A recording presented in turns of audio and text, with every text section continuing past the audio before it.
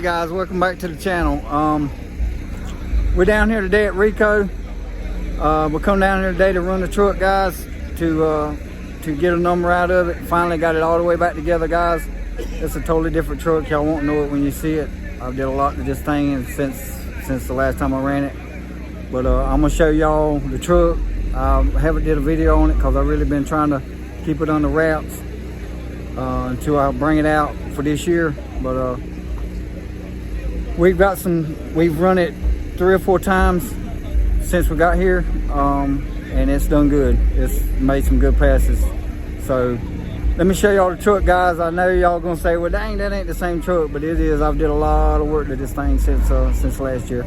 So here you go, guys. All right, guys, there it is. It's got new wheels, new torque converter, thanks to Atlantic Coast Converters. It's got a new center section in the rear end, aluminum center section.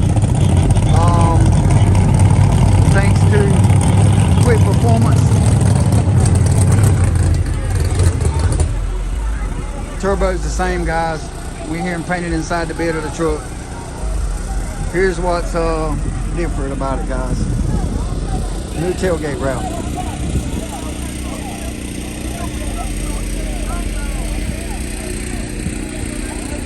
Hope y'all like it. I got some new t-shirts coming out. That's gonna be on the t-shirts. But check it out, guys. See the spark plug and the wrenches in it. Shout out to Minuteman Press and Fable, guys. They made this wrap for me. Shout out to them. Shout out to everybody that helped me on this thing, guys.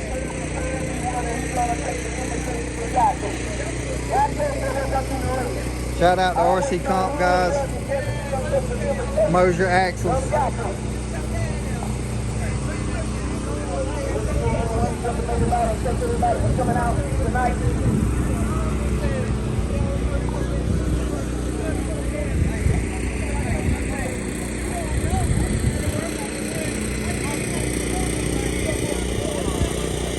So there it is, guys. I hope y'all like the new image of the truck. Ticket, guys, where I run it today. We've made about 4 passes with it.